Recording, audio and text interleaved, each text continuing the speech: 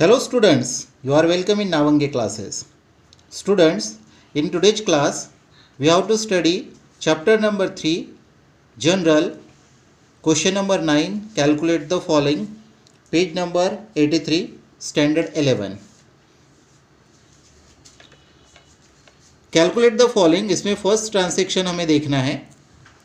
Purchase motor car from Tata and Company worth rupees 2 lakh at 18% GST. Find out GST amount. तो student यहाँ पे हमें Tata motor car की कीमत दी हुई है, उसकी प्राइस दी हुई है, that is the 2 lakh and GST का रेट दिया हुआ है 18% और हमें GST को कैलकुलेट करना है. ओके, तो चलिए अभी हम इसका कैलकुलेशन करते हैं. कैलकुलेट द फॉलोइंग, इसमें अभी हमने जस्ट क्वेश्चन को रीड किया है. तो देखिए अभी इसका GST का अमाउंट हम किस तरह से कैलकुलेट करेंगे. कॉस्ट ऑफ मोटर कार ये दिया हुआ है 2 लाख. मोटर कार की जो कॉस्ट प्राइस है दैट इज़ द 2 लाख. उसके बाद में रेट ऑफ GST ये दिया हुआ है हमें 18%. ठीक है, इसे आप मोटर कार की प्राइस भी बोल सकते हो जो कि 2 लाख हमें दी हुई है. रेट ऑफ GST है 18%. अभी डायरेक्टली हमें GST का अमाउंट निकालने के लिए कहा है, कोई CGST या SGST ऐसा नहीं बोला हुआ है, इसलिए हम डायरेक्टली यहाँ पे अमाउंट ऑफ GST निकाल रहे हैं. So amount of GST in rupees. तो देखिए स्टूडेंट्स, बेटा इसका अमाउंट जब हम निकालेंगे तो 2 लाख एज इट इज़ हमें लेना है और उसका 18% मतलब 18/100. यहाँ पे अभी 100 का 0, 2 लाख के 1 0 के साथ ये कैंसिल हो गया. देन 100 का अगेन नेक्स्ट 0, ये भी 2 लाख के नेक्स्ट 0 के साथ हमने ये कैंसिल कर दिया. तो अभी हमारे पास में यहाँ पे 2000 है और इंटू 18. भी 18 का टेबल हम 2 टाइम्स बोलेंगे तो 18 2 जा 36 और उसके आगे ये 30 हमने लगा दिए. सो ये अमाउंट हो गया है 36,000. So the amount of GST is 36,000 means GST amount is 36,000. तो इस तरह से हमने इसको कैलकुलेट कर लिया. ठीक है, सेकेंड कैलकुलेशन के लिए हमें दिया हुआ है paid transport charges ₹10,000 at 5% GST. Calculate CGST and SGST. अभी यहाँ पर हमें CGST और SGST का कैलकुलेशन करने के लिए कहा गया है. ठीक है, ट्रांसपोर्ट चार्जेस ये 10,000 हमें दिया हुआ था और रेट ऑफ GST है 5%. अभी स्टूडेंट ध्यान दीजिए, रेट ऑफ GST जितना भी होगा उसका हाफ ये CGST होता है और GST का ही हाफ ये SGST होता है. CGST मतलब सेंट्रल का टैक्स होता है ये, और SGST मतलब ये स्टेट का टैक्स होता है. ठीक है, आपको GST तो पता ही है, गुड्स एंड सर्विस टैक्स. ठीक है, तो हमने यहाँ पे लिखा हुआ half of rate of GST और यहाँ पर भी half of rate of GST यानी कि 2.5%. अभी अमाउंट ऑफ CGST हम निकाल लेते हैं. ठीक है, जितना भी CGST का अमाउंट रहेगा उतना ही अमाउंट SGST का होगा. So amount of CGST in rupees 10,000 into 2.5/100. अभी यहाँ पर 2.5 है यानी कि डेसिमल पॉइंट है. इस डेसिमल पॉइंट को हम पहले रिमूव कर लेते हैं. तो यहाँ से हमने डेसिमल पॉइंट को हटा दिया तो नीचे 100 के सामने और एक 0 लग गया. ठीक है, इस तरह से डेसिमल पॉइंट को हमने रिमूव किया. अभी हम 0 को कट कर देते हैं. एक यहाँ का भी एक 0 कैंसिल, ये सेकेंड 0 कैंसिल और ये थर्ड 0 कैंसिल. अभी हमारे पास में है 10 इंटू 25. तो स्टूडेंट 10 इंटू 25 हो जाता है 250, यानी अमाउंट ऑफ CGST ये 250 हो गया. So therefore amount of SGST also 250. Okay, तो स्टूडेंट अभी हमने यहाँ पे 2 कैलकुलेशन किए हुए हैं. ये फर्स्ट कैलकुलेशन अभी हमारा आया हुआ था GST का अमाउंट 36,000. ठीक है, और ये सेकेंड कैलकुलेशन किया जिसमें SGST आया था 250 और CGST ये भी 250 आया हुआ है. ठीक है, आई होप स्टूडेंट आपको ये दोनों कैलकुलेशन समझ में आ गए होंगे. अभी स्टूडेंट्स हम थर्ड कैलकुलेशन की ओर बढ़ते हैं. Third statement, bought goods from Ranjan ₹10,000 at 5% GST and 10% cash discount, calculate cash discount.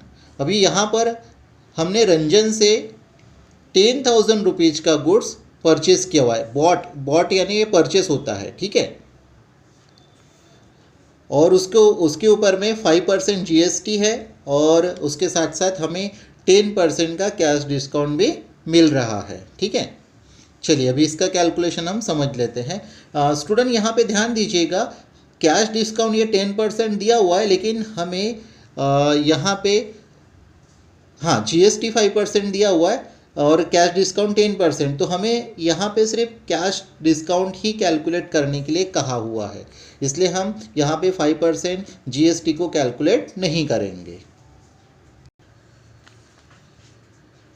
Value of goods ये है 10,000 और कैश डिस्काउंट हमें दिया हुआ है 10%। So cash discount 10% on rupees 10,000 is equal 10,000 into 10/100। ये परसेंट 10% दिया हुआ था इसलिए 10/100। अभी जीरो को हम कैंसिल कर देते हैं, एक जीरो यहाँ से कैंसिल और एक जीरो यहाँ से cancel. So we have 1,000 rupees. So students cash discount 10% on rupees 10,000 that is the 1,000 rupees. Okay, तो इस तरह से हमने थर्ड कैलकुलेशन को कर लिया है। फोर्थ कैलकुलेशन की ओर बढ़ते अभी। रिसीव्ड चेक ऑफ रुपीज़ 90,000, 90,000 का चेक हमें रिसीव्ड हुआ फ्रॉम किरण के पास से, ठीक है, in full settlement of his account of rupees 1 lakh. उसका 1 लाख रुपीज़ का अकाउंट था, लेकिन किरण ने हमें 90,000 रुपीज़ दे दिए और उसमें पूरा सेटलमेंट हो गया है, ठीक है। कैलकुलेट डिस्काउंट रेट, तो हमें रेट ऑफ डिस्काउंट को कैलकुलेट करना है। ध्यान दीजिएगा student, received cheque of rupees 90,000, हमें 90,000 रुपये का चेक रिसीव्ड हुआ है, ठीक है। टोटल अमाउंट ऑफ किरण's अकाउंट, किरण के अकाउंट का जो टोटल अमाउंट था वो 1 लाख रुपीज़ था, ठीक है, इसलिए पहले हम डिस्काउंट को निकाल लेते हैं। So discount in rupees is equal 1 lakh minus 90,000। तो यहाँ पे 10,000 जो है ये हो गया डिस्काउंट, यानी इतना डिस्काउंट किरण को मिल गया है, ठीक है। अभी हमें रेट ऑफ डिस्काउंट निकालना है। This 10,000 is the discount in rupees, ये रुपीज़ में 10,000 का डिस्काउंट है, लेकिन हमें उसको परसेंटेज में निकालना है, मतलब रेट ऑफ डिस्काउंट निकालना है। अभी हमें नहीं पता रेट ऑफ डिस्काउंट क्या है, so we can write let the rate of discount be X%। So rate of discount is equal 1 lakh rupees का अमाउंट था, उसमें 10,000 डिस्काउंट मिला, ठीक है। So 10,000 amount 1 lakh into 100। अभी यहाँ पे ज़ीरो को हम कैंसिल कर देते हैं, ये जीरो यहाँ से कैंसिल हो गया, सेकेंड जीरो ये कैंसिल हो गया, फिर थर्ड जीरो यहाँ से, फोर्थ जीरो ये, और फिफ्थ जीरो यहाँ से कैंसिल। तो अभी सिर्फ 10 बचा हुआ है। सो डिस्काउंट इज़ 10%, यानी रेट ऑफ डिस्काउंट हमको पता चल गया वो है 10%। तो इस तरह से हमने फोर्थ ट्रांजैक्शन जो दिया था, फोर्थ स्टेटमेंट, इसे भी कैलकुलेट कर लिया है, ठीक है। आई होप स्टूडेंट आपको ये थर्ड कैलकुलेशन और ये फोर्थ कैलकुलेशन समझ में आ गया होगा। Now student fifth number, sold goods of rupees 1 lakh at 10% trade discount. यहाँ पे हमने 1 लाख रुपए का गुड्स को सोल्ड किया है, 1 लाख रुपीज़ के गुड्स को सोल्ड किया है, जिस पर कि 10% ये ट्रेड डिस्काउंट है, ठीक है, and 10% cash discount to Ram को हमने 1 लाख रुपए का गुड्स सोल्ड किया, और लेकिन उसको हमने 10% ये ट्रेड डिस्काउंट दिया है और 10% ये कैश डिस्काउंट भी दिया है, and received 50% amount by cheque, और हमें 50% अमाउंट का चेक मिल गया है। Calculate the amount of cheque received, तो हमें 50% का जो चेक का अमाउंट मिला है वो अमाउंट हमें फाइंड करना है। That is very interesting statement, और इसका कैलकुलेशन भी बहुत ईजी है। चलिए अभी इसको हम समझ लेते हैं। स्टूडेंट सबसे पहले यहाँ पे देखिए गुड्स का जो प्राइस दिया हुआ था वो 1 लाख दिया हुआ था, ठीक है ना। तो so price of goods 1 lakh, then trade discount 10,000, cash discount trade discount ये 10% है और कैश डिस्काउंट भी 10%। तो सबसे पहले हमें ना ट्रेड डिस्काउंट को कैलकुलेट करना पड़ता है। So therefore trade discount in rupees, trade discount ये परसेंटेज में दिया है, इसको हम रुपीज़ में पहले निकाल लेते हैं। So trade discount is equal 1 lakh into 10% था इसलिए 10/100। अभी यहाँ पे जीरो को हम पहले कैंसिल कर देते हैं, ये जीरो कैंसिल हो गया। तो अभी हमारे पास में बच गया है 10,000। तो ये बेटा ट्रेड डिस्काउंट हमें पता चल गया कि ट्रेड डिस्काउंट ये 10,000 है। ठीक है, अभी ट्रेड डिस्काउंट का कैसे होता है, जो प्राइस दी जाती है उस प्राइस में से ये ट्रेड डिस्काउंट को माइनस कर दिया जाता है। ठीक है, तो अभी हमें जो नेट प्राइस मिल रही है वो हो जाएंगे, या जो प्राइस दी थी हमें इनवाइस प्राइस, उसमें से ट्रेड डिस्काउंट को हम माइनस कर देते हैं। सो 1 लाख माइनस 10,000, तो अभी बचा हुआ है 90,000। ठीक है, अभी ये 90,000 जो है, ये 90,000 हमें कब मिला, 1 लाख में से हमने ट्रेड डिस्काउंट यानी कि जो 10,000 ट्रेड डिस्काउंट आया था उसको माइनस किया, तो हमें ये 90,000 का अमाउंट मिल गया है। अभी बेटा कैश डिस्काउंट जो निकालेंगे हम, तो ट्रेड डिस्काउंट माइनस करने के बाद में ये जो अमाउंट आया हुआ है, इस अमाउंट के ऊपर हम अभी कैश डिस्काउंट कैलकुलेट करने वाले हैं।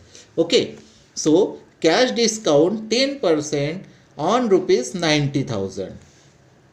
तो 90,000 पर अभी हम 10% कैश डिस्काउंट निकालेंगे। सो 90,000 इंटू 10/100, यहाँ पे जीरो कैंसल, ये जीरो यहाँ से cancel, we have 9,000। So student 9,000 is the cash discount.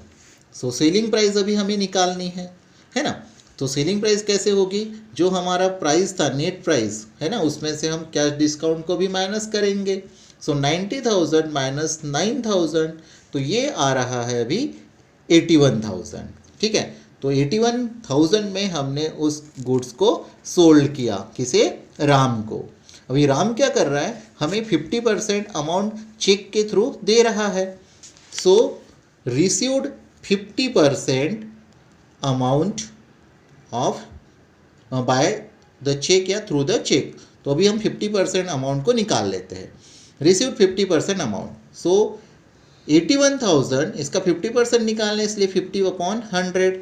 यहाँ पे जीरो कैंसिल हो गया, यहाँ से भी एक जीरो कैंसिल हो गया। अभी हमारे पास में 8,100 इंटू 5 इसको करना है। तो इसका हम जब मल्टीप्लाई करेंगे तो देखिए 5 इंटू 0 0, 5 इंटू 0 0, 5 1 जा 5 एंड 5 8 जा 40। सो 40,500। सो 40,500 दैट इज़ द 50% अमाउंट जो कि हमें राम ने दिया हुआ था। ठीक है, ये चेक हमें 40,500 रुपये का राम ने दिया हुआ है। तो स्टूडेंट इस तरह से हमने फिफ्थ कैलकुलेशन को भी सॉल्व कर लिया है। आई होप स्टूडेंट आपको ये फिफ्थ कैलकुलेशन भी समझ में आ गया होगा। आप इन सभी कैलकुलेशंस को अपने कॉपी में नोट डाउन कर लीजिए। तो मिलते हैं स्टूडेंट्स अब नए वीडियो में नए प्रॉब्लम के साथ। Till then thank you.